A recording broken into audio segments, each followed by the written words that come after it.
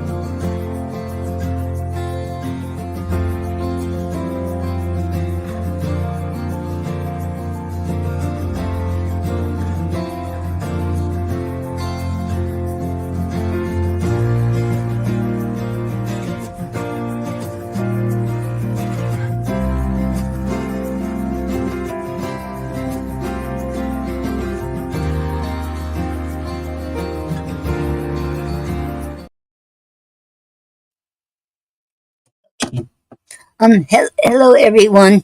Welcome to the Poetry Club Saturday Night Show. It is an honor to have you all here, and how I hope you all had a good week. How was your week? Okay, and right now I'm gonna read Gary's poem. Money has spoiled, and this is our theme poem for the club. Okay,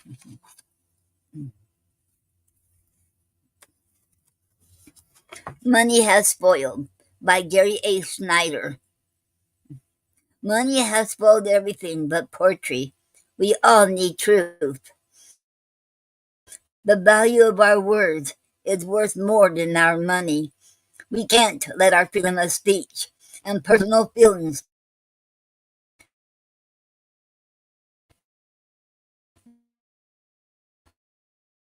and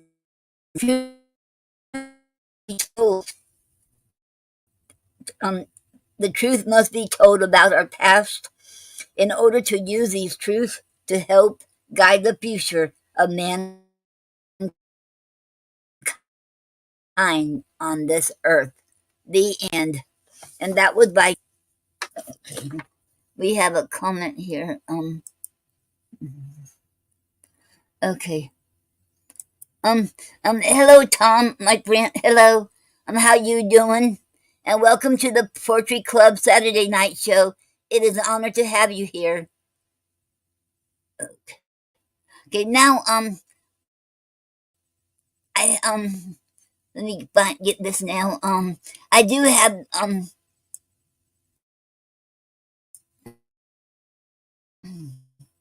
we did it on reverse. Reverse is no longer there, and it's called sipping cider through a straw. Jerry and I did a duet. 863, I you're thought in we the air. did really good for me. Not I can't sing, but Jerry sure can. He's very Hi, talented, Noreen. and I thought I did pretty good with him. Hello, Andy. Okay. And this is Noreen. Hi. Okay. Okay. And how you doing? I'm good. That's good. Sitting back, Okay. relaxing.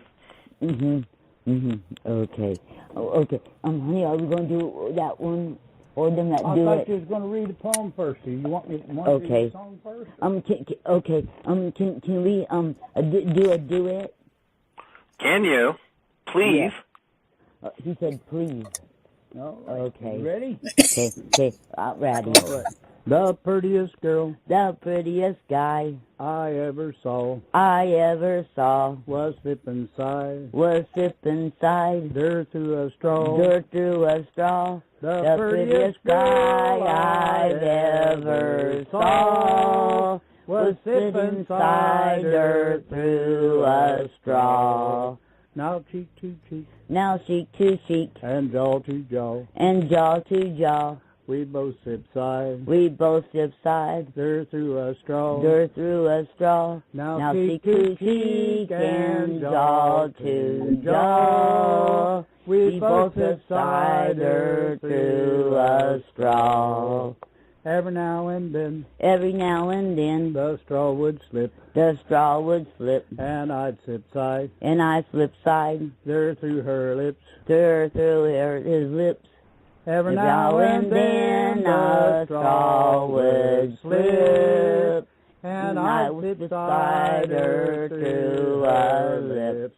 And now I've got a mother-in-law, and 49 kids, that call me Paul, and calls me Ma. and now I've got a mother-in-law, and 49 kids that call me Ma. End of song.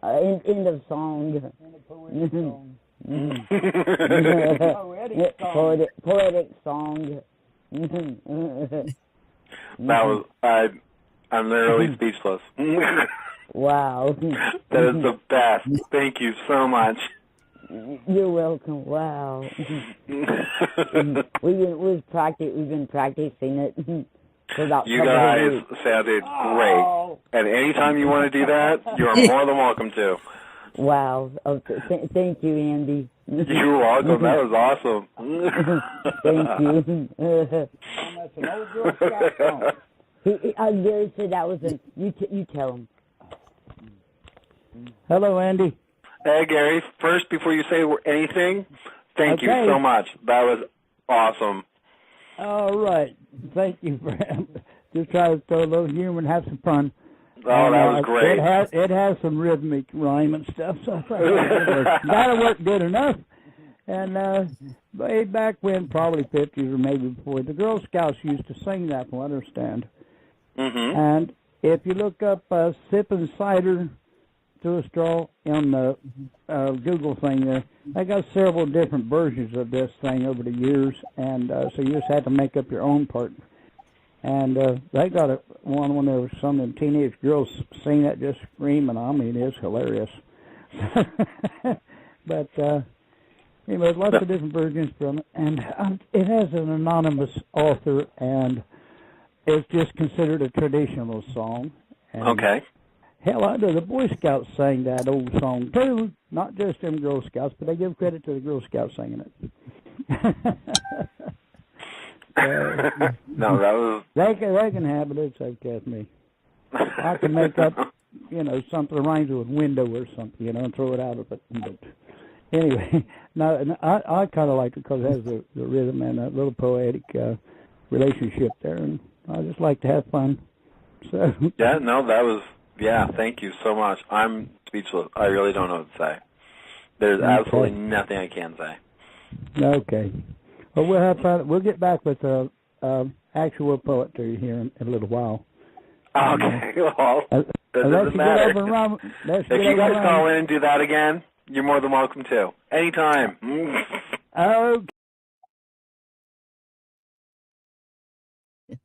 Okay. Hello, Robbie. Welcome to the Poetry Club Saturday Night Show. It is an honor to have you here. Thank you. Okay. Okay. And that was Gary. That was Andy. The host on Rebirth. That's not there no more. The ones who don't know about it. Gary and we did that on Rebirth. You come on Sundays. Not too much. Okay. Okay. And okay. I'll be reading the rest of the Two Gentlemen of Verona today.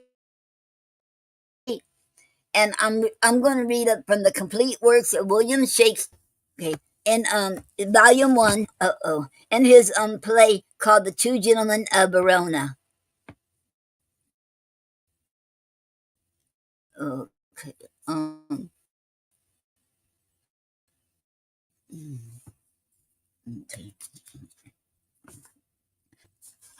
Let me see.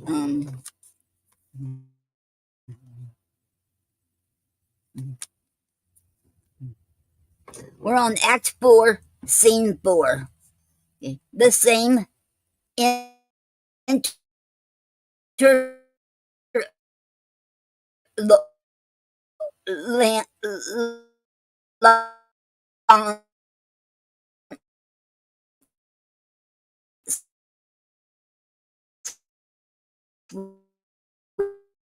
with his dog, Lance. When they Okay, I'm back on. Hello, Soul Angel. Welcome, Soul Angel. Welcome to the Poetry Club Saturday Night Show. It is an honor to have you here. Okay. I know I can't stream to the exactly to the Poetry Club anymore, but I found a roundabout. There's a video on it. 3 different ways I can do it for the groups, and one of the way put it on my after I put it on my after it comes on profile, I should share it on the Poetry Club. That's what I'm doing, and that's what I'm doing. And I shared it on the Poetry Club. So if anybody wants to still watch it on the Poetry Club, you can. Until I find out how to do RTMP. Okay. Okay. Hello, Soul Angel. Okay. You are very welcome. Okay. Okay. And Soul Angel said, "Okay, that's good. Yes, it is." And then when I can find out how to do the RTMP, then and I have more time to mess with it, and then I'll do that too. And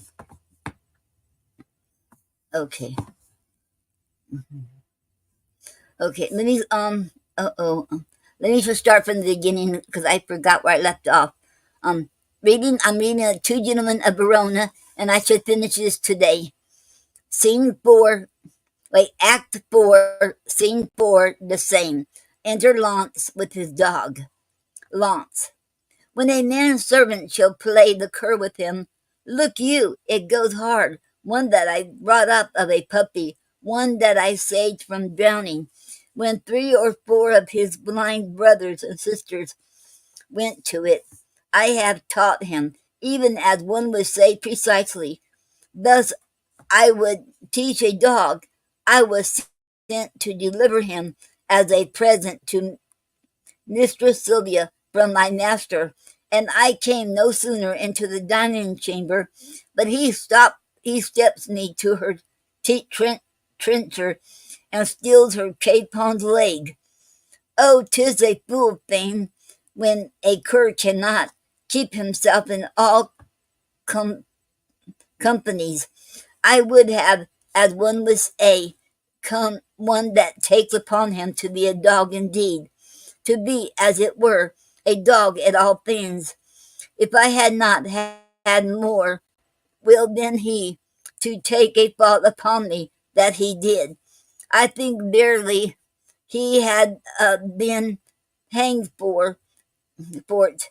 Sure as I live, he had suffered for you, and you shall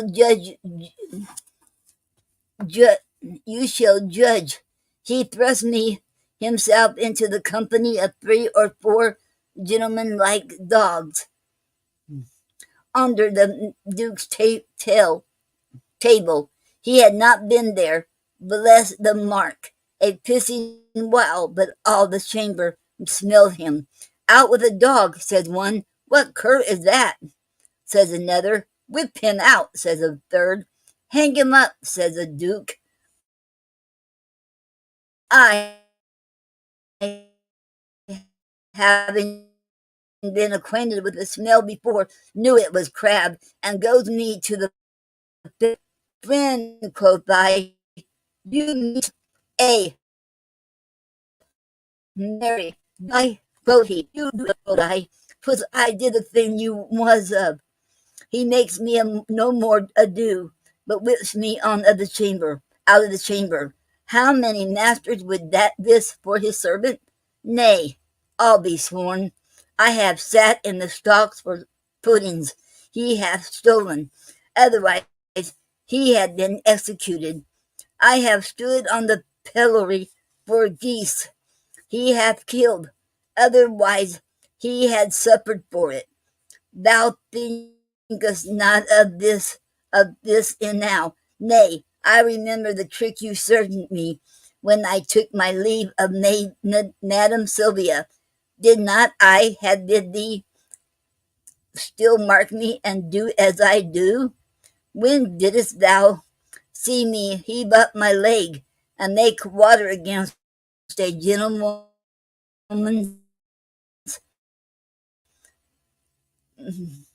martingale? Didst thou ever see me do such a trick? Enter Proteus and Julia. So that same, I like thee well, and will employ thee in some service presently, Julia. And what you please, I'll do what I can. Proteus, I hope thou will. To Launce, how now, you whoreson peasant? Where have you been these 2 days loitering? Launce, marry, sir, I carried Mistress Sylvia the dog you bade me. Proteus, and what said she to my little jewel? Launce, Mary, she said your dog was a cur, and tells you courage thanks is good enough for such a present. Proteus, but she received my dog? Launce, no indeed, did she not? Here have I brought him back again. Proteus, what didst thou offer her this from me? Launce, sir, and then I offered her mine own, who is a dog as big as 10 of yours, and therefore the gift the greater. Proteus, go, get thee hence, and find my dog again, or never return again into my sight. Away, I say, stayest thou to vex me here? Exit Launce. A slave that still in end turns me to shame. Sebastian, I have entertained thee, partly that I have need of such a youth that can with some discretion do my business. For 'tis no trusting to you to yon foolish lout, but chiefly for thy face and thy behaviour, which, if my augury deceive me not, witness good bringing up, fortune and truth. Therefore know thou, for this I entertain thee, go presently, and take this ring with thee. Deliver it to Madam Sylvia. She loved me well, delivered it to me. Julia, it seems you love not her to leave her token. Is dead, belike. Proteus, not so. I think she lives. Julia, alas. Proteus, why dost thou cry alas? Julia, I cannot choose but pity her. Proteus, wherefore shouldst thou pity her? Julia, because methinks that she loved you as well as you do love your lady Sylvia. She dreams of him that has forgot her love. You dote on her that cares not for your love.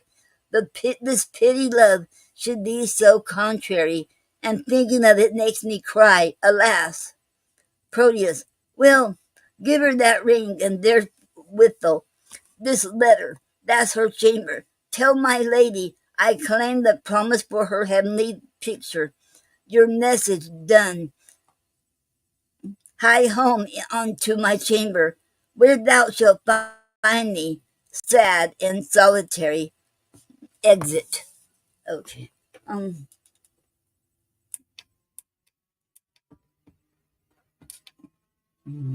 Okay. Um. Okay. Um. Um.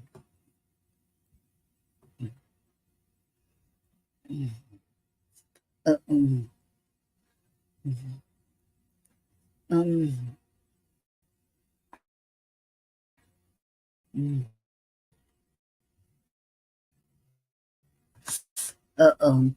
I. my place. Okay, here. Okay. Julia, how many women would do such a message?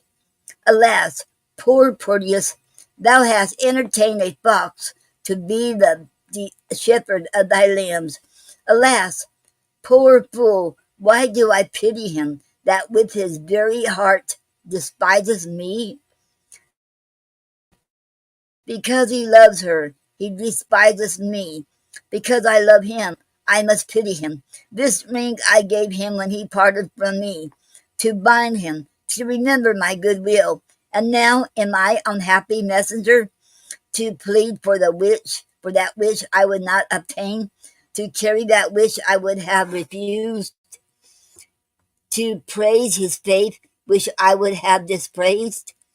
I am that my master's true confirmed love, but cannot be true servant to my master unless I prove false, traitor to myself.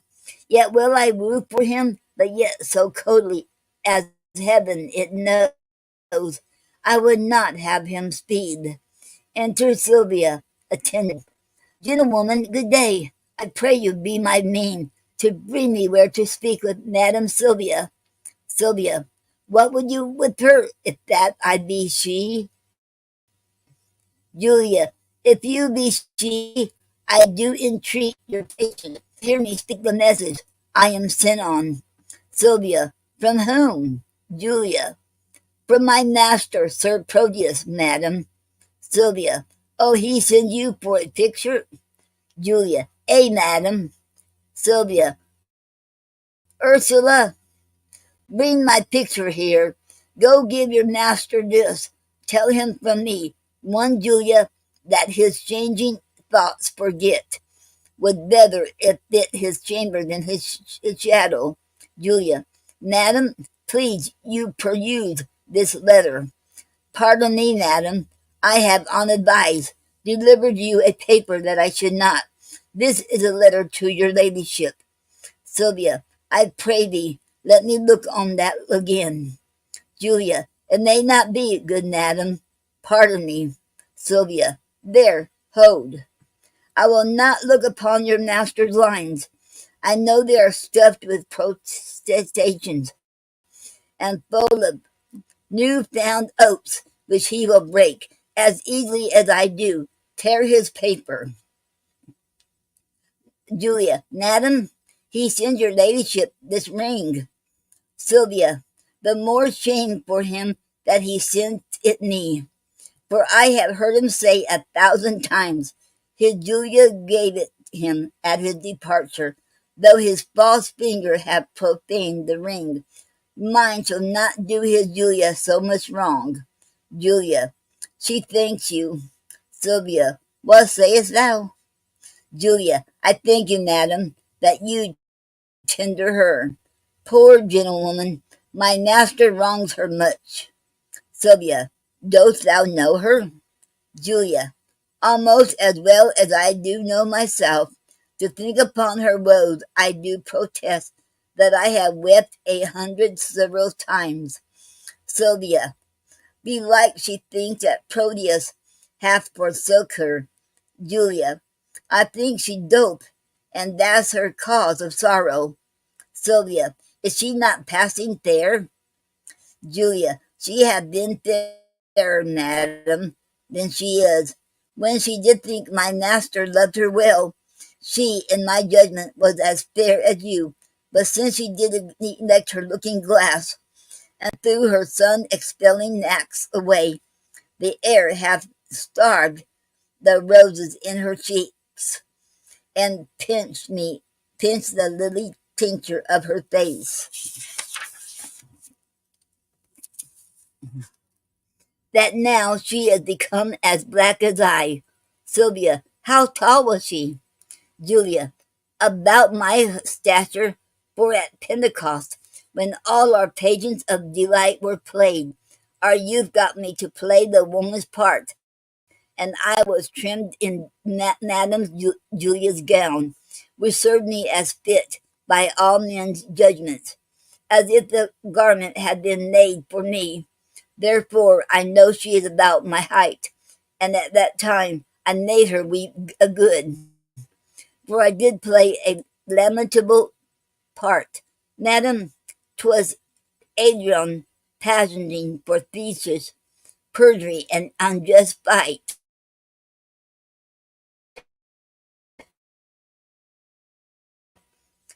which I so lively acted with my tears, that my moved therewithal, and not her sorrow. She's beholding to thee, gentle youth. Alas, poor lady, desolate and left, I weep myself to think upon thy words. Here, youth, there is my purse. I give thee this for thy sweet mistress' sake, because thou lovest her. Farewell. Exit Sylvia with attendants.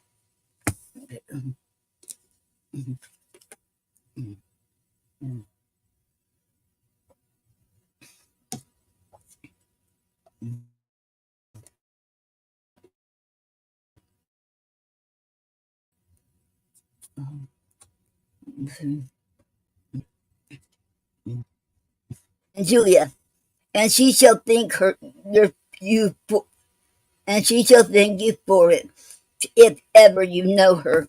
A virtuous, good woman, mild, and to the code, since she respects my mistress' love so much. Uh, Alas, how love can trifle with itself. Here is her picture. Let me see. I think, if I had such a tire, this face of mine were full as lovely as it is this of hers. And yet the painter flattered her a little, unless I flatter with myself too much. Her hair is auburn, mine is perfect yellow. If that be all the difference in his love, I'll get me such a collared periwig. Her eyes are gray as glass, and so are mine. Ay, but her forehead's low, and mine's as high. What should it be that he respects in her, but I can make respected in myself? If this fond love were not a blinded god, come, shadow, come, and take the shadow up, for 'tis thy rival. O thou senseless form, thou shalt be worshipped, kissed, loved, and adored. And were there a sense in his idolatry, my substance should be a statue in thy stead. I'll use these kindly for thy mistress' sake, that use me so, or else by love. By Jove, I vow, I should have stretched out your unseeing eyes to make my master out of love with thee. Exit. And that was the end of Act 4. Now I'll be reading Act 5.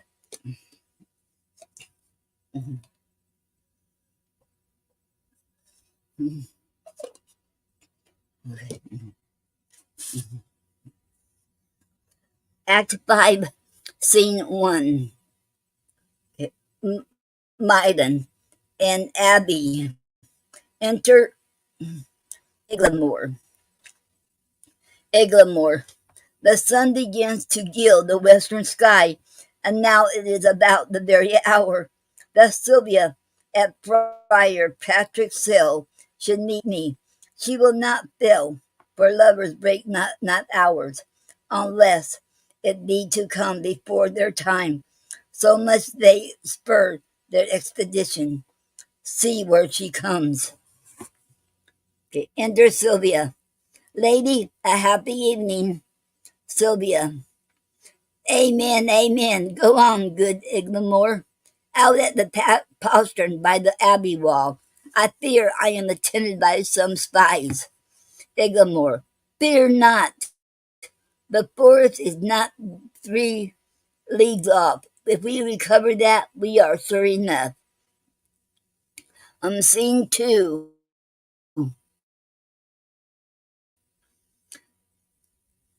Um, The same. The Duke's palace. Enter Thurio, Proteus, and Julia. Thurio. Sir Proteus, what said Sylvia to my sister? Oh, sir, I find her milder than she was, and yes, she takes exceptions at her person. Thurio, what? That my leg is too long? Proteus, no, that is too little. Thurio, I'll wear a boot to make it somewhat rounder. Julia, aside, but love will not be spurred to what it loathes. Thurio, what said she to my face? Proteus, she says it is a fair one. Thurio, nay, then the wanton lies. My face is black. Proteus, pearls are fair, and the old saying is, black men are pearls in beauteous ladies' eyes. Julia, aside, 'tis true, such pearls as put out ladies' eyes. For I had rather with thin look on men. Thurio, how like she my discourse? Proteus, ill where you talk of war. Julia, aside, but better indeed when you hold your peace. Thurio, what says she to my favor? Proteus, oh, sir, she makes no doubt of that. Julia, aside, she needs not when she knows it cowardice. Thurio, what says she to my birth? Proteus, that you are well derived. Julia, aside, true, from a gentleman to a fool. Thurio, considered she my possessions? Proteus, oh, ay, and pities him. Thurio, wherefore? Julia, aside, that such an ass should owe them. Proteus, that they are caught out by police. Julia, here comes the Duke. Enter Duke. Duke, how now, Sir Proteus? How now, Thurio? Which of you saw Sir Aglamore of late? Thurio, not I. Proteus, nor I. Duke, saw you my daughter? Proteus, neither. Duke, why then, she's fled unto that peasant Valentine, and Eglamour is in her company. 'Tis true, for Friar Lawrence met them both as he in penance wandered through the forest. Him he knew well, and guessed that it was she. But being next, he was not sure of it. Besides, she did intend confession at Patrick's cell this even, and there she was not. These likelihoods confirm her flight from hence. Therefore, I pray you, stand not to discourse, but now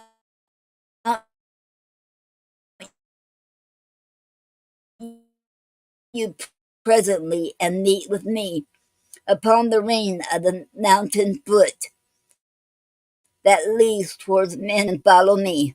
Exit. Okay, let me get a one. Okay.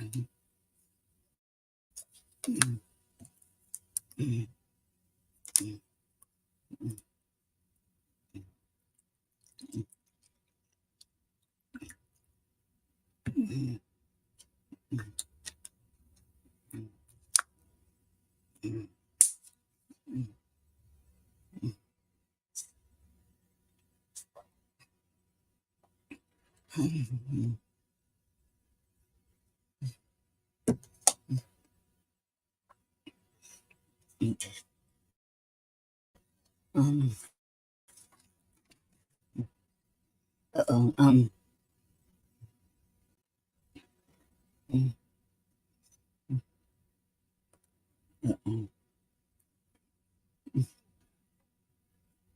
Thurio, why this is this it is to be a peevish girl that flies her fortune when it follows her, all after more to be revenged on Eglamour than for the love of reckless Sylvia. Exit. Proteus, and I will follow, more for Sylvia's love than than hate than hate of Eglamour that goes with her. Exit.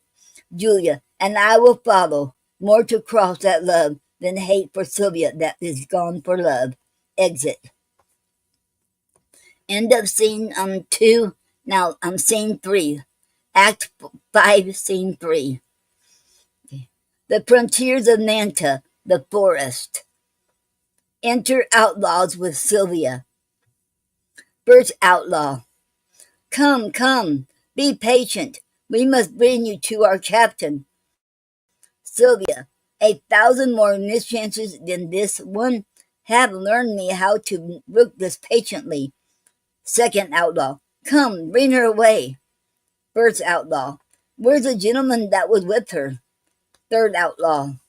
Being nimble-footed, he hath outrun us.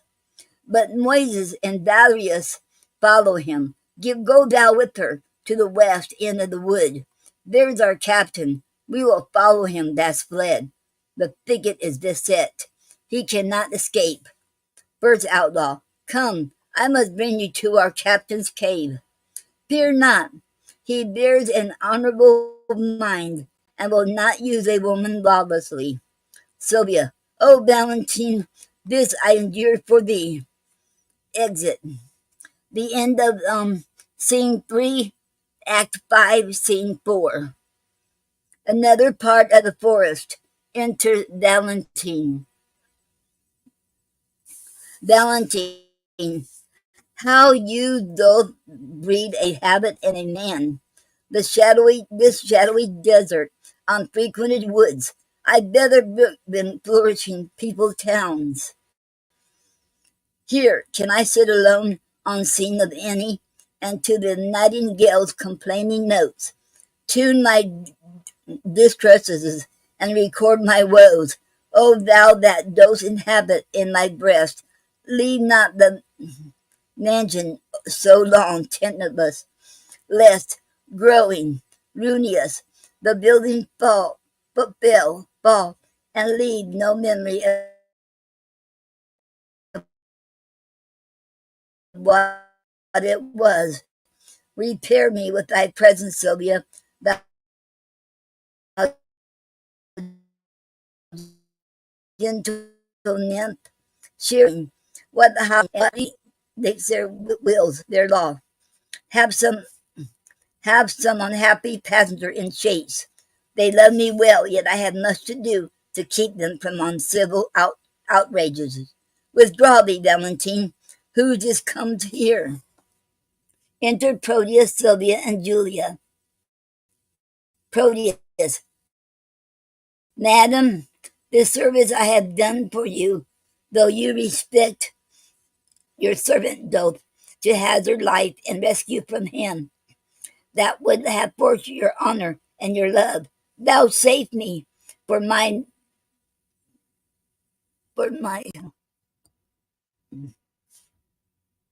for wait. Thou save me for my need, but one fair look, a smaller boon than this I cannot beg, and less than this I am sure you cannot give.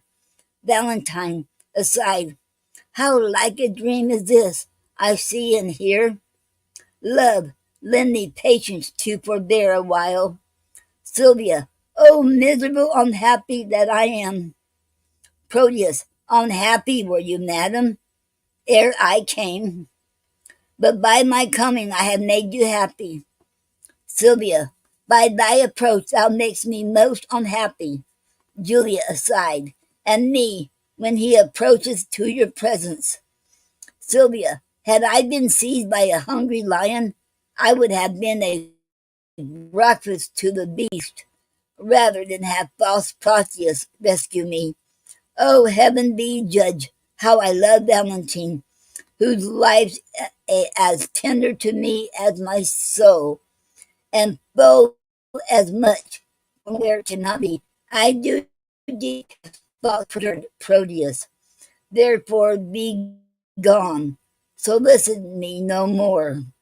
Proteus, what dangerous action stood it next to death? would I not undergo for one calm look? Oh, 'tis a curse in love, and still approved, when women cannot love where they're beloved.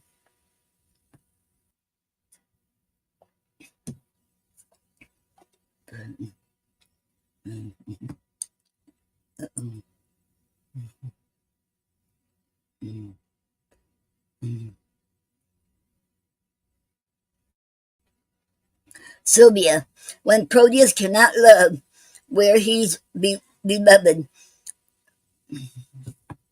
read over Julia's heart, thy first best love, for whose dear sake thou didst then rend thy faith into 1,000 oaths, and all those descended into perjury to love me. Thou hast no faith left now, unless thou wast too, and that's far worse than none. Then little faith, which is too much by one, thou counterfeit to thy true friend. Proteus, in love who respects friend? Sylvia, all men but Proteus.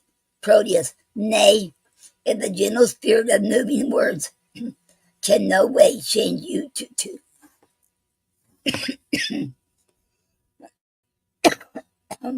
okay, hold on. I'm sorry about that, you all.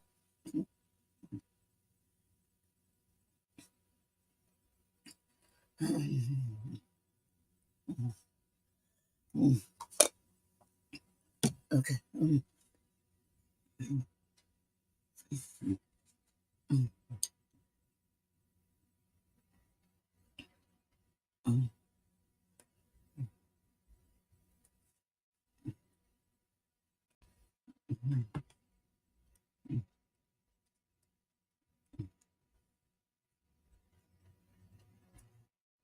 And Sylvia, when Proteus cannot love where he beloved, read over Julia's heart, thy first best love. For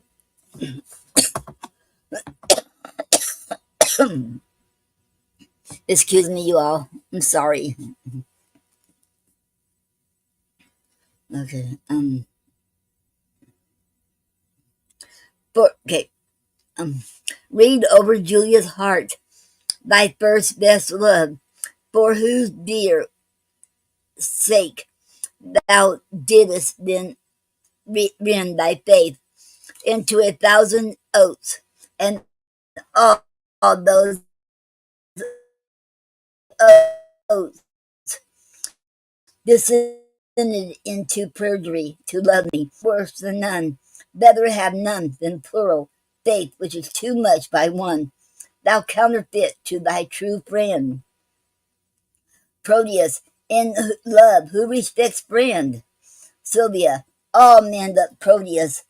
Proteus, nay, if the gentle spirit of moving words can no way change you to a milder form, I'll woo you like a soldier at arm's end, and love you against the nature of love. For even Proteus, I'll force thee yield to my desire. Valentine, ruffian, let go that rude, uncivil touch, thou friend of an ill passion. Proteus, Valentine, Valentine,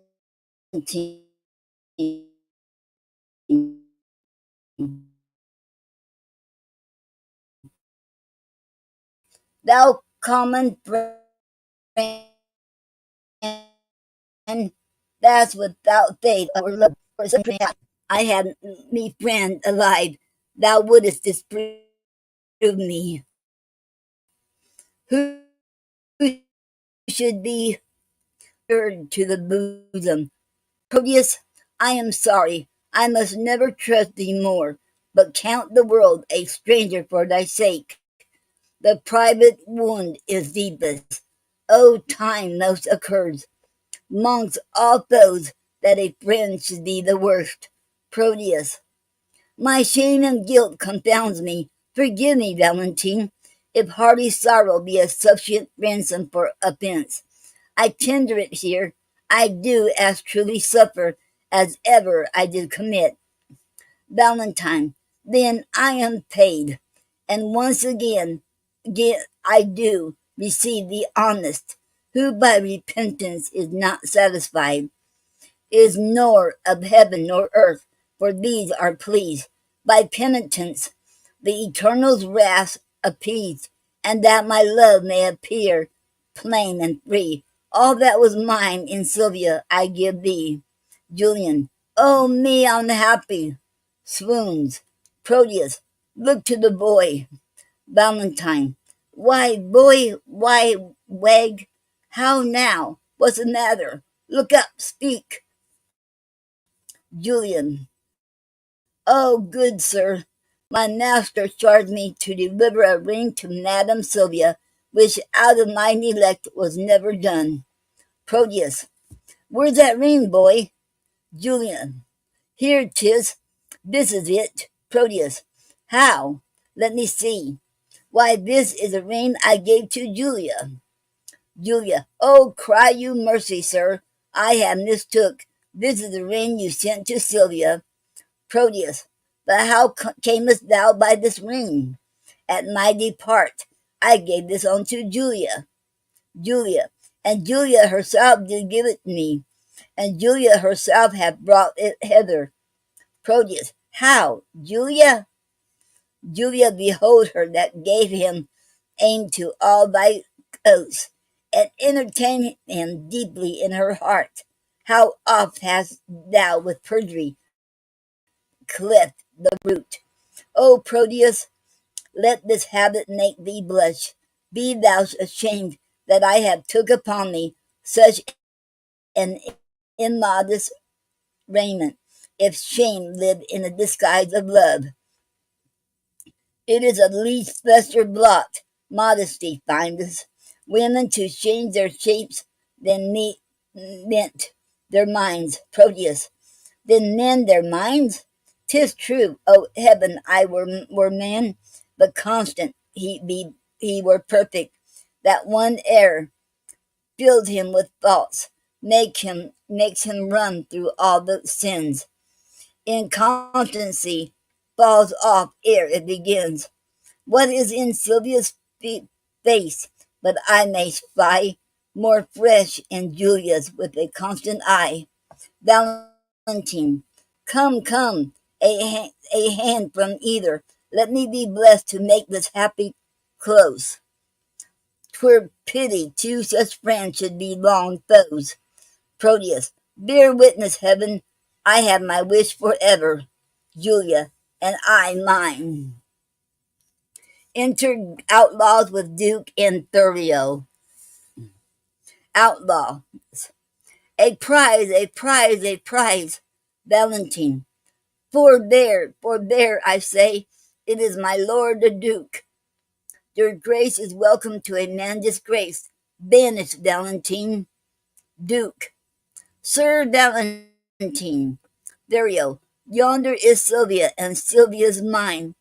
Valentine, Thurio, give back, or else embrace thy death. Okay. Sorry about that, you all.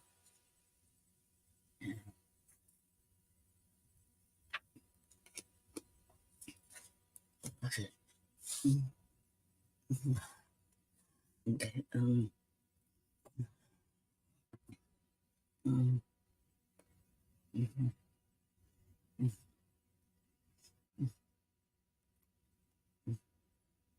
mhm. Come, okay, come, Valentine. Thurio, give back, or else embrace thy death. Come not within the measure of my wrath. Do not name Sylvia thine. If once again Verona shall not hold thee, here she stands. Take but possession of her with a touch. I dare thee but to breathe upon my love. Thurio, Sir Valentine, I care not for her. I hold him but a fool that will endanger his body for a girl that loves him not. I claim her not, and therefore she is thine. Duke, the more degenerate and base art thou, to make such means for her as thou hast done, and leave her on such slight conditions.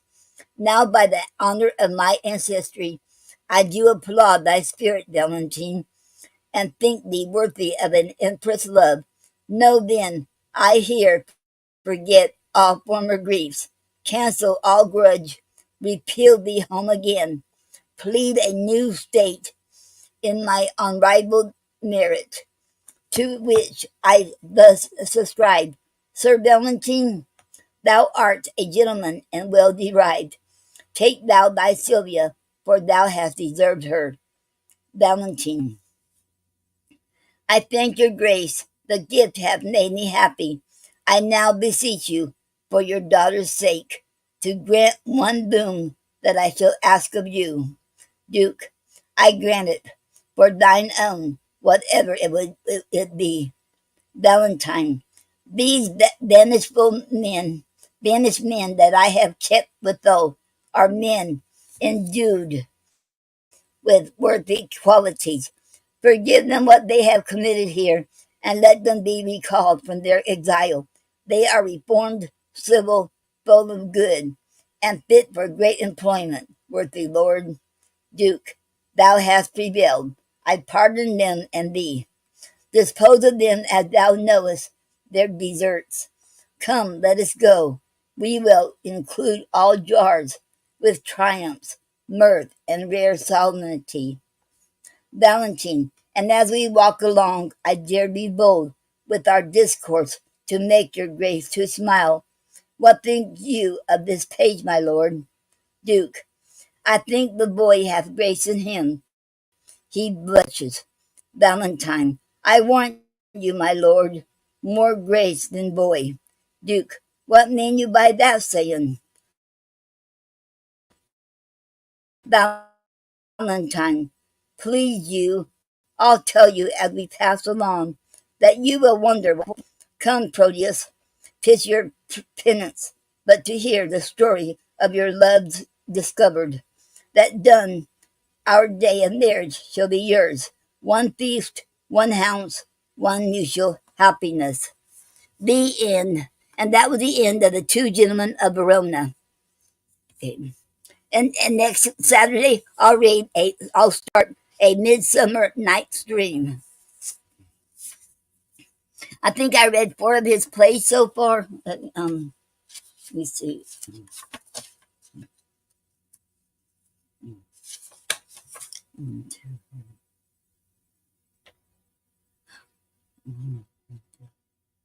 No, that was 5 plays. That was so I'll be going.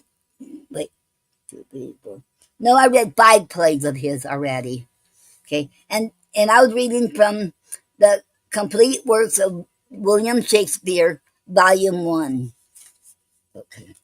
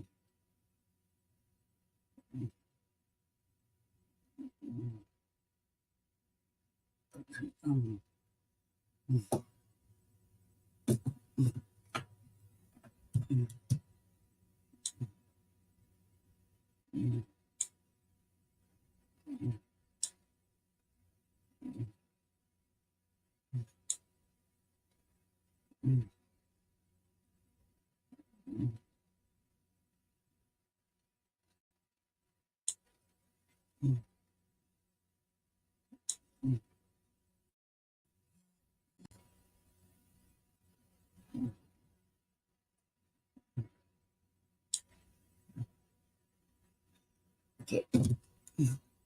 Now I'm gonna read A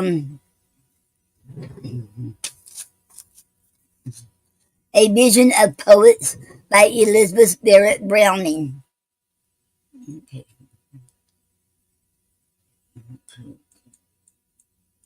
Okay. Okay. And I hope y'all enjoyed that William Shakespeare's plays I've been reading too. Okay, and I hope you're doing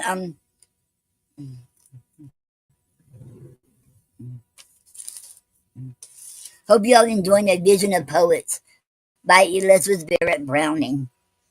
Okay, and I want to wish everyone a happy Poetry Month too. Okay, um, okay, um, okay. A Vision of Poets by Elizabeth Barrett Browning, and there is no page number or anything like that. All one long poem. Okay. This service from Associate Soul. Hand service to receive world's dole. Lip service in world's ear to row. Adjusted concords, softy now, to hear the wine cups passing through, and not too grave to spoil the show. Thou servest when thou axest more. O Sabian angel, leanest over the window sill of metaphor, to give our hearts up?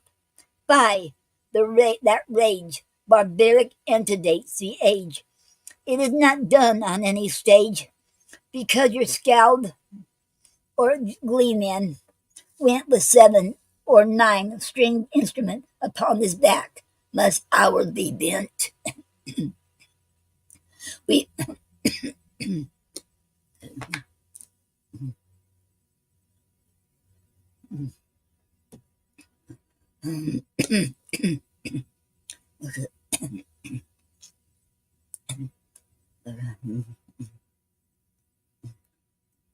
we are not pilgrims by your leave. No, not nor yet martyrs if we grieve. It is to rhyme to summer eye. It is to rhyme to summer eve. And if we labor, it shall be as suiteth best with our degree, and after dinner reverie. More yet, that speaker would have said, poising between his smiles fair fed, each separate phrase till finished. But all the foreheads of those born and dead true poets flashed with scorn. Betwixt the bay leaves around them worn. Ay, jetted such brave fire that they, the new come, shrank and paled away, like leaden ashes when the day strikes on the hearth. A spirit blast, a presence known by power, at last took them up mutely. They had passed, and he, our pilgrim poet, saw only their places in deep awe. What time the angel smile did draw, his gazing upward, smiling on, the angel in the angel shone, revealing glory and benison, till ripened in the light was shut the poet in, his spirit mute, dropped sudden as a perfect fruit. He fell before the angel's feet, saying, if what is true is sweet, and something I may compass it, for where my worthiness is poor, my will stands richly at the door, to pay shortcomings evermore.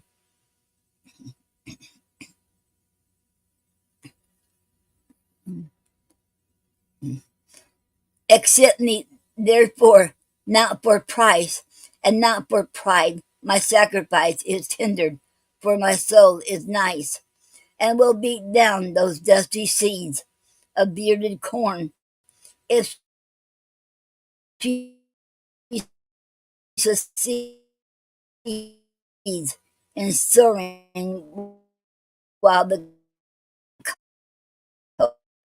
covey feeds. Sow me for shroud round face and name, God's banner of the hoary flame. I only leave loose in tears and blood. If so, my music do you be ordained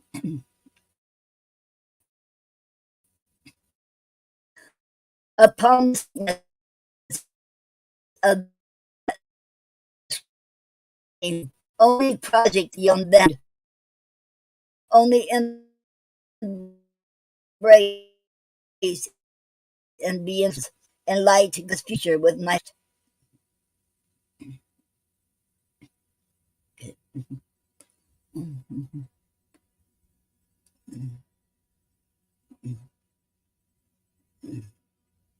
The angel's smile grew more divine.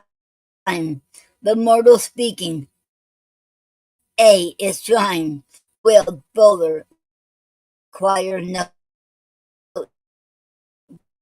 fine, by the blow. But what he said I do not know, nor know I if the man who prayed rose up accepted on forbade from the church floor where he was laid, nor if a listening life did run through the king's poets, one by one, rejoicing in a worthy son. My soul, which might have seen, grew blind by what it looked on. I can find no certain count of things behind. I saw alone, dim, white, and grand, as in a dream, the angel's hand stretched forth in gesture of command, straight through the haze, and so as erst, a strain more noble than the first, mused in the organ and outburst. With giant march from floor to roof, rows of full notes, now parted off in pauses massively aloof, like measured thunders, now rejoined in concords of mysterious kind, which fused together sense and mind, now flashing sharp on sharp along, exultant in a mounting throng, now dying off to a low song, fed upon minors, wave-like sounds, re-edifying into silver rounds, enlarging liberty with bounds, and every rhythm that seemed too close survived in confluent underflows, symphonious with the next that rose. Thus the whole strain being multiplied and greaten with his glorified wings, shot abroad from side to side, waved backward as a wind might wave a broken mist, and with as a brave wild roaring, arch and architrave, aisle, transept, column, marble wall, then swelling outward, prodigal of aspiration beyond brow, soared and drew up with it the whole abyss, said vision, as a soul is raised by a thought, and as a scroll of bright devices is unrolled, still upward with a gradual gold, so rose the vision manifold, angel and organ, and the round of spirits solemnized and crowned, while the freed clouds of incense wound, ascending, following in their track, and glimmering faintly like the rack of the moon in her own light cast back. And as that solemn dream withdrew, the lady's kiss did fall anew, cold on the poet's brow as dew.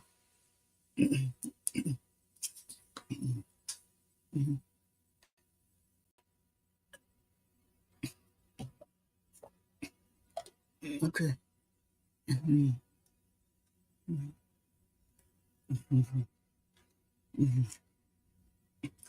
And that same kiss which bound him first beyond the senses, now rebirthed, its own law and most subtly it pierced, has spirit with the sense of things sensual and present, vanishings of glory with alien wings, struck him and passed. The lady's face did melt back in the chrysoprase of the orient morning sky that was yet clear of lark and there, and so she melted, as a star might do, still smiling as she melted slow, smiling so slow He seemed to see her smile the last thing, gloriously beyond her, far as memory. Then he looked around. He was alone. He lay before the breaking sun, as Jacob at the Bethel stone, and thoughts entangled skein being wound. He knew the moorland of his swound, and the pale pools that smeared the ground. The far wood pines like offing ships. The fourth pool's you a hand drips. World cruelty taints his lips, and still he tasted bitter still. Through all that brief tussle, he had the rising calmly up and slowly with such a cheer as cometh folly. A mild delightsome melancholy, he journeyed homeward through the wood, and prayed along the solitude betwixt the pines. O God, my God, the golden morning's open flowings did sway the trees to murmurous bowings, and metric chant of blessed poems. And passing homeward through the wood, he prayed along the solitude. Thou poet God art great and good, and though we must have and have had the right reason to be earthly sad, thou poet God art great and glad. Okay, okay, uh, um,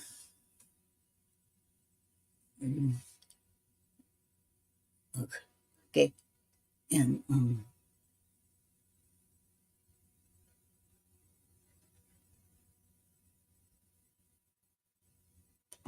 okay, okay. I'm gonna stop right there.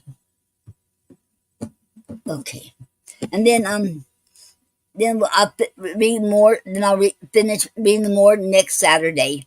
And right here it says a conclusion, so it's still pretty long.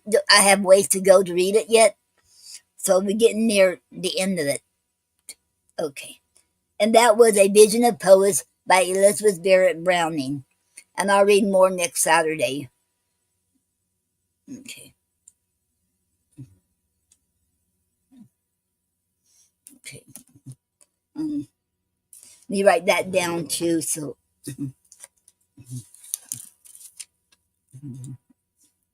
Okay.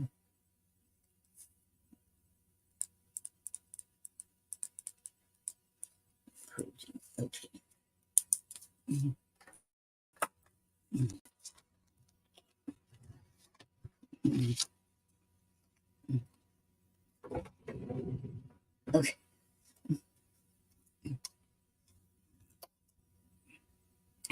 Okay. And get me some water.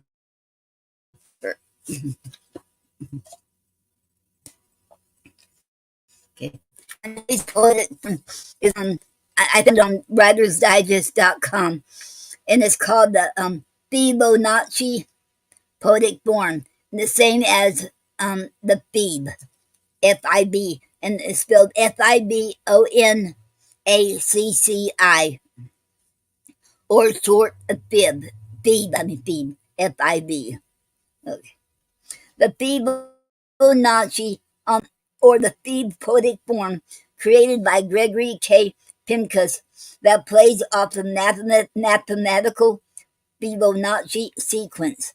It is a 6-line poem or more, and the syllable count is: first line 1 syllable, second line is 1 syllable, third line is 2 syllables, fourth line is 3 syllables, and fifth line is 5 syllables, and sixth line is 8 syllables, and seventh line is 13. Okay, and if you want to do the seventh, if you want to do the seventh line, that would be 13 syllables. And if you want to do another line, eighth line, that'd be 21 syllables. Okay. And at the end of that. And that was the Fibonacci.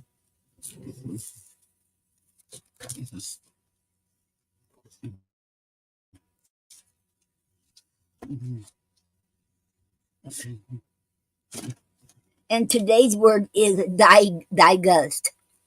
Okay. And digust is spelled Degust. And digust is a verb, is a Latin word originating in the early 17th century. And definition is taste something carefully so as to appreciate it fully. Example in a sentence: the chef would digust each dish before he served it, taking small bites in order to sample every flavor. Okay, and by the way, I found this on worddaily.com. Okay. Digusting is not just eating, but rather savoring each bite completely. If you think you might want to make digusting a career, start practicing. In a Food and Wine magazine article about how to become a professional taste tester, one woman described a 6-month palate training process. I was trained to identify and refer back to specific taste, textures, and other aspects of the ingredients we use, she recounted. And that was the end. Digust, Degust. And I found it on wordjelly.com. Okay. And that was the end of that. Okay.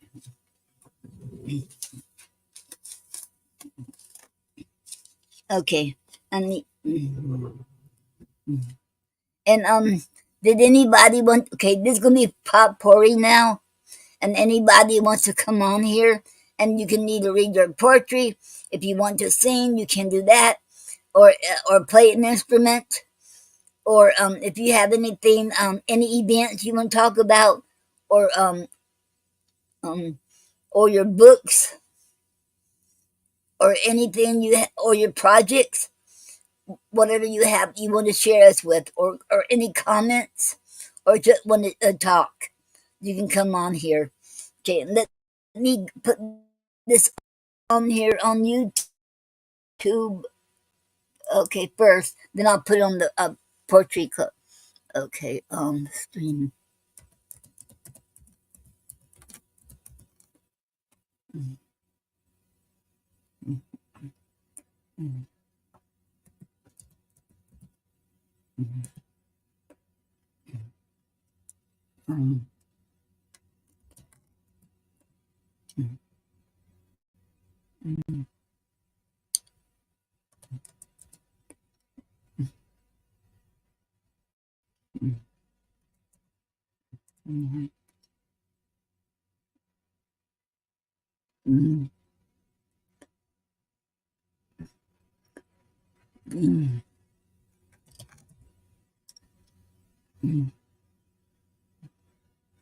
Okay.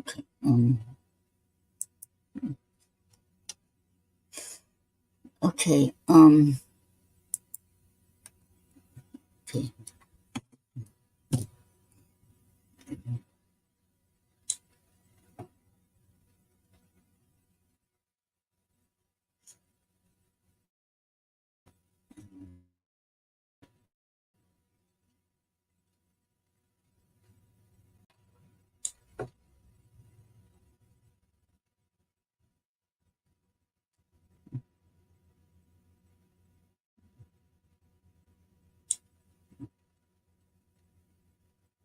Now I'm putting it on stream on Facebook.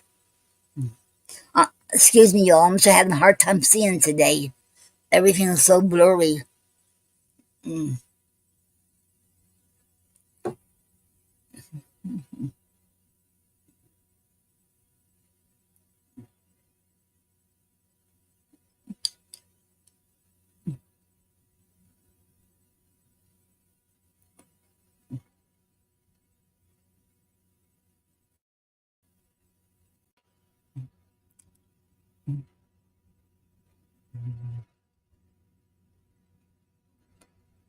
Okay.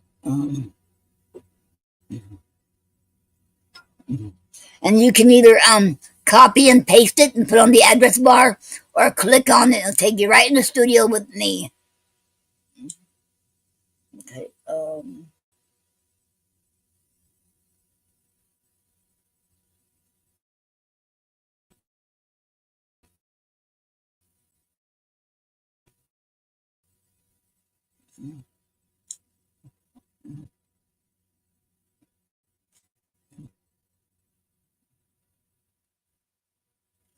Okay. And once I put it on, okay, I got it on there now. And okay. And I'll wait to see if anybody wants to come on here. Uh,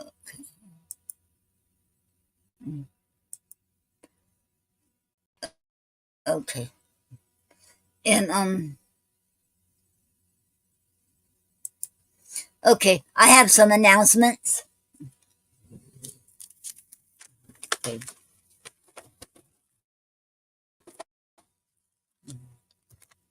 On April 23rd, I will be Michael Anthony Ingram's on his show called King Tens King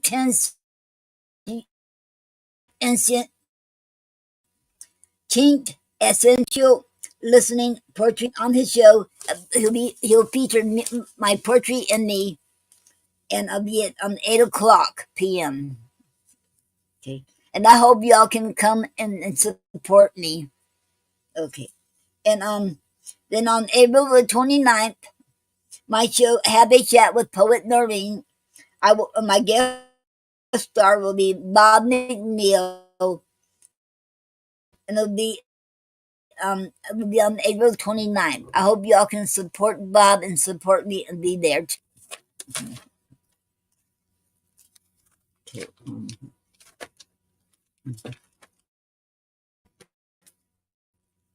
And you can find Michael Anthony Ingram show Potential Listening Poetry Online Radio and YouTube. You can find it on YouTube, and you can find him on Blog Talk Radio too. And you can find him on Facebook too. Okay. Um,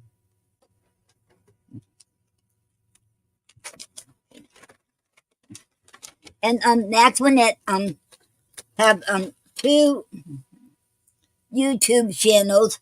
One is at youtube.com at p dot. Okay, these are all small letters here. At p.l.o.t.s. Creatives Magazine, a magazine without the E. 3160. And your other one is called youtube.com at, gonna be all big letters, capital letters, PLOTSPODCAST. Okay. And then Honey Holly has a YouTube channel. It's called youtube.com front slash, it's all capital letters, HUNIEE.MP.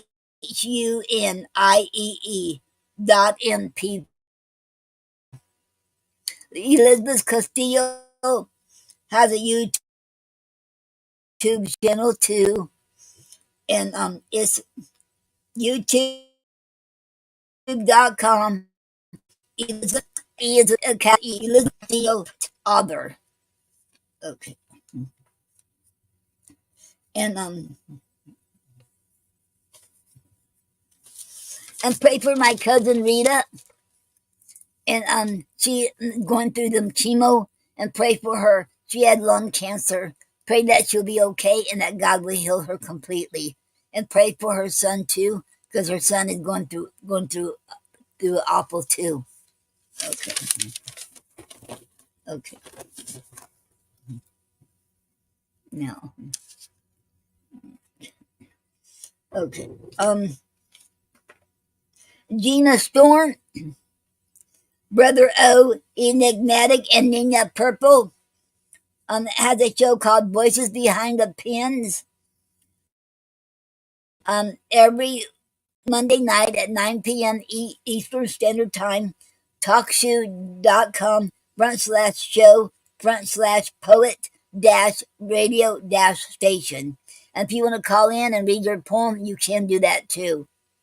And Nyla Alicia has a show called Speakeasy Cafe on Block Talk Radio every Thursday night from 8 p.m. to 11 p.m.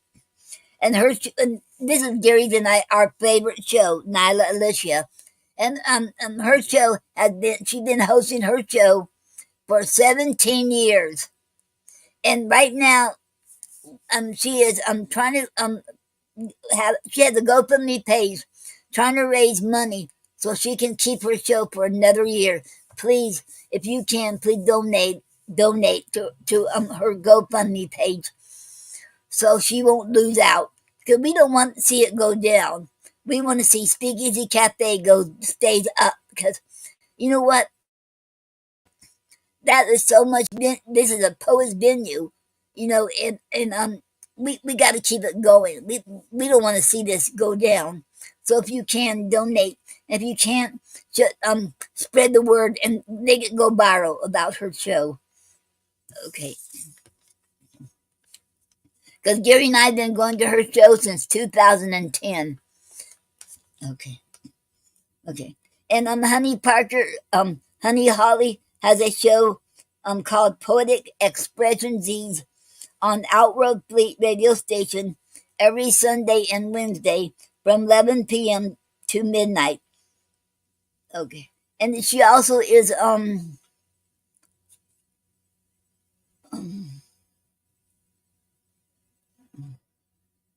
my mind went blank. I can't think. Okay, my mind went blank. Okay.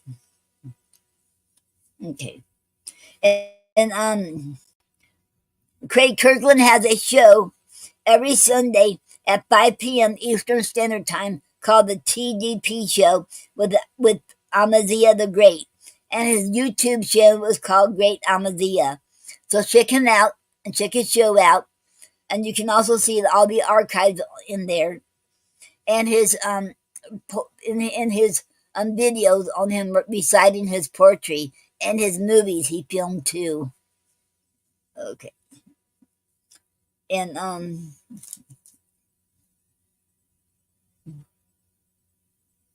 okay. Anybody else want to come on here or have anything to say? Do you have any announcements? Okay. Okay. And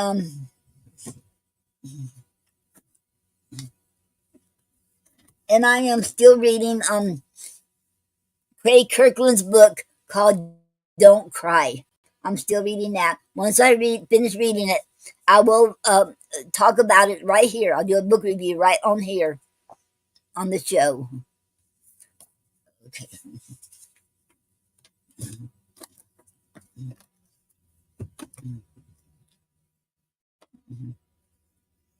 Okay. And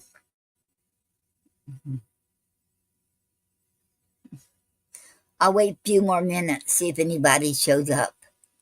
Okay. I put it in YouTube and I put it in the Facebook. So the link, all you have to do is click right on it. It'll take you right in the studio where I'm at, or you can copy and paste it and put in the address bar, and it'll take you right here. Okay.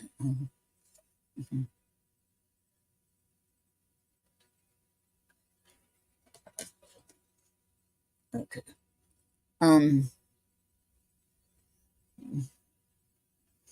Okay.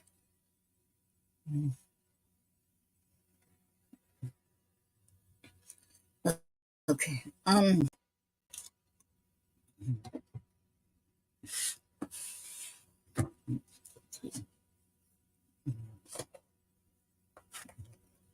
Okay, while I'm waiting, let me, okay.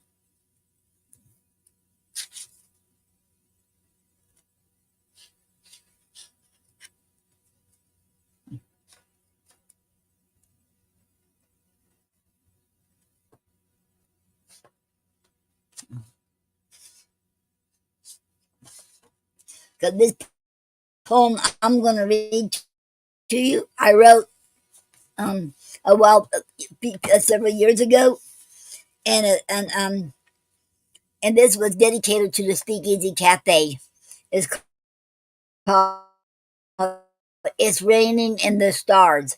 You can find it in my book on Reflections of Our Inner Beings. Gary and I, in my book, in our book together. Okay. When the talented poets from all walks of life around this world come and gather at this magical place where our voices can be heard, where we all make a difference. Each of us are unique in our own ways at the Speakeasy Cafe. Even the poet angels gather, Kismet, Deep Enough, Ronald and Ray, and so many others, for it's raining in the stars. It's raining in the stars. Can't you feel it? This feeling, so powerful, makes you ponder. Just listen. Listen to the talented poets. Listen, it's raining in the stars. Only here at this magical place, the Speakeasy Cafe, where you will hear it's raining in the stars. The end. And I know that was several years ago because Michael Quick or Michael Q, he was co-hosting with Nyla Alicia at that time, and Nyla wanted us to write about, you know, the poetry prompt was about the Speakeasy Cafe. Okay, and then Michael added the magical place. No, wait a minute. No, I think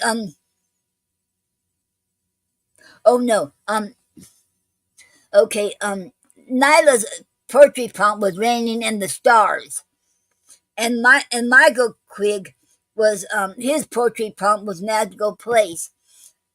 Okay, so I put them two together to make a poem out of it, and this is what I came up with. Okay.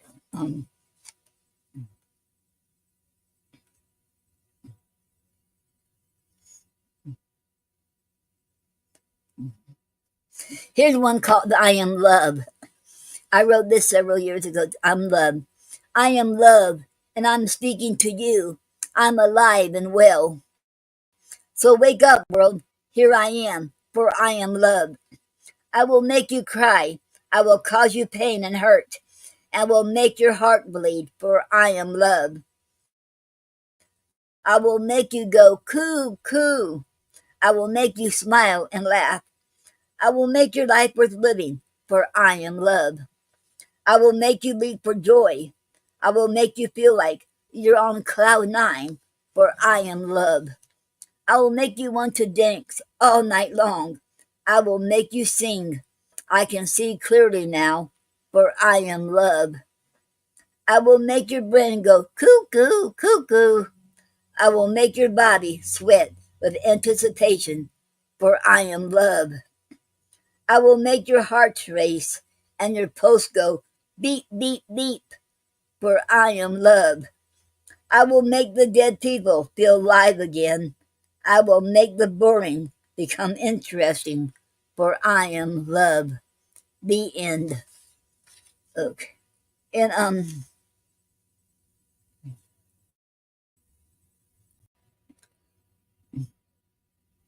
okay.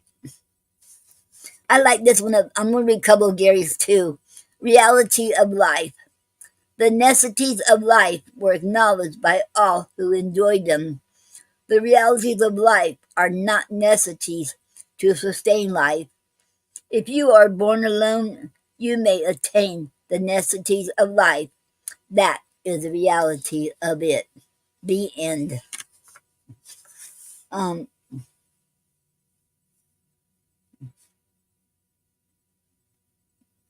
okay. There's another one I love of his. Let me see. It's not in that one. Um, okay.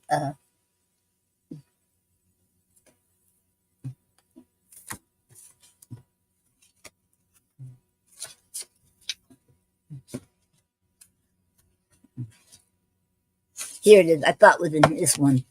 Um, this one will be found in Two Hearts in One by Gary and I. Okay, this is called A Musician's Love. The violin hears as I bow, forever drawing to and drawing it. Wait, let me start over. A Musician's Love by Noreen Snyder. The violin hears as I bow, forever drawing it to and fro. Never ending cycle like tunes of practice done right. The violet is darkened and the night slows down as I leave a wanton wonder full of thought. It makes no difference if it's sweet or hot. The fictions of probability is what I see to embellish the spellbound dream for me. The end. Okay. Here's another one. I like this one too. Called I love all his poetry. Gary's poetry. He's just awesome. He's so he is so wise, and I should like the way he writes. Okay, here's one I called I Promise You. You can't buy a breath of fresh air when your heart and soul are gone. I'm going to give more than a memory. I'm going to give a sign from above. I want you to know I'll be waiting at the quantum crossroads. The end. And since that was short, I'm going to read another one. Pit-a-pat, pit-a-pat, pit-a-pat, pit-a-pat. Raindrops hitting the window pane. Crash! What was that? A baseball? Dang them kids! Wasn't me. Let's get out of here. Around the house. Let's hide in the shed. I'm going to whip them kids. I'm going to the shed and get me a paddle. Yow! Pit-a-pat, pit-a-pat, pit-a-pat. And the raindrops trickle down. Pit-a-pat, pit-a-pat, pit-a-pat. The end. I like that one. I like all his poetry. Okay. Here's one I like. The Nature Silent Cry that I wrote. Okay, this will be in this book too. Two hearts and one. One more and that'll be it. Okay. Okay. Hello, Elizabeth. Hello, and welcome to the Poetry Club Saturday Night Show. It is an honor to have you here. Thank you.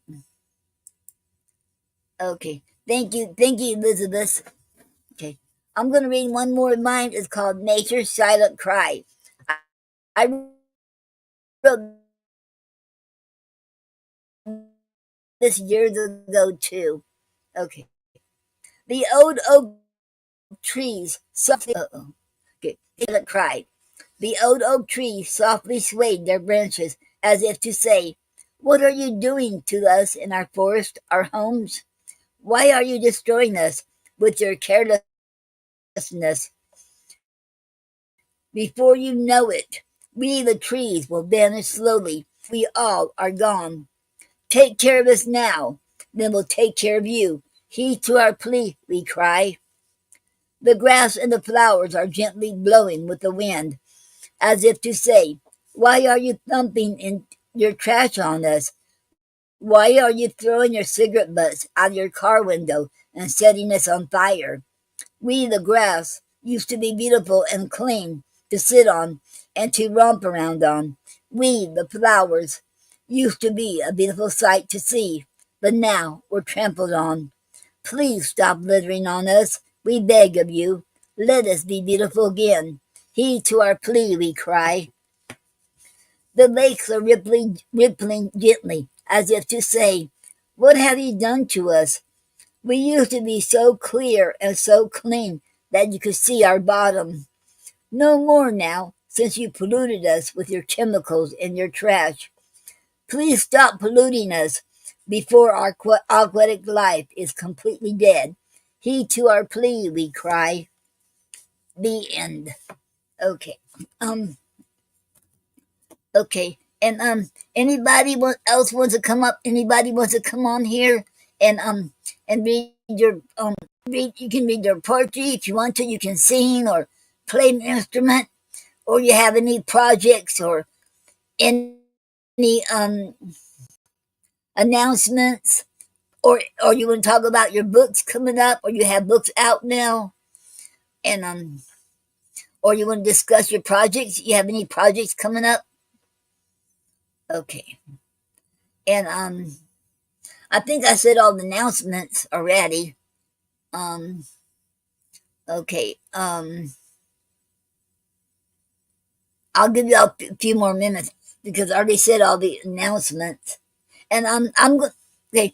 I haven't had the chance to write any more poetry this month because I've been busy trying to go through through the poetry club and writing down all the names, everybody's name who wrote a poetry, who posting because I want to give everyone a certificate in the poetry club. Only if you post. And if you post your poetry on the poetry club, you'll get a certificate. And if you supported me and you come in on the show too, you will get a certificate too. So I gotta write everybody's name down who was on here too. Okay, and you will definitely get a certificate from me. It might be May or June before I get it done. And I'm more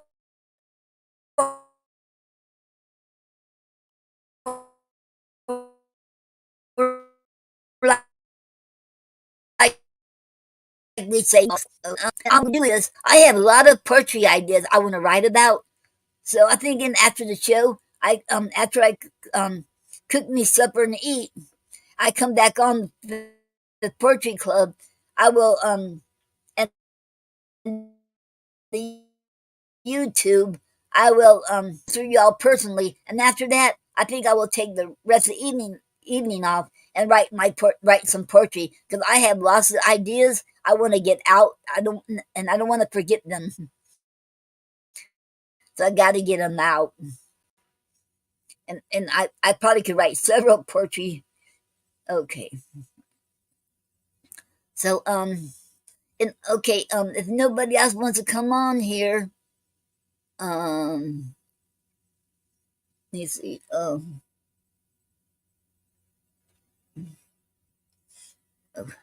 Don't look like anybody else is going to come on. So I will close out and thank you. So remember, each one of y'all who's here tonight, you will get a certificate from me too. It might be, I'll say around June before I get it all done. So and thank you all, and thank you all for being here. And this is the reason I'm doing the certificate is for the poetry month. That's why I'm doing it. Okay, and thank you all. So I will see you. Okay, don't forget, I will see y'all next Saturday. And y'all have an awesome night, awesome weekend, an awesome week. And I will see y'all next Saturday. And remember, you're never too old or too young to live your dreams. And keep on keep on. And don't worry what others think. You should, if that's what you want to do, go for it. I know you can do it because I believe in you. And most important, you have to believe in yourself. Oh, and there's another site too on YouTube I did not mention. It's Tom Cartwright, and he has a show too on YouTube. He has his live show, so check him out too, Tom Cartwright. I think I got everybody else's. I mentioned Elizabeth Esquera Castillo's YouTube. I already said Maxwinette 2 channels, and I already mentioned Honey Holly's and channel, and I mentioned Nyla's and Craig Kirkland's and Honey Holly's and Nyla's and Gina Storm. So I got everybody, and Michael Anthony Ingram. So I got everybody's I have down here. And if I missed anybody, let me know. If anybody else if you want me to announce anything else, let me know and I can do that. Okay. I will be closing the show. And thank you all for being here. You have been listening to the Poetry Club Saturday Night Show. And thank you all. And I will see y'all next Saturday. And God bless you all. And I love you all. And so does God. Thank you all. Have a great night.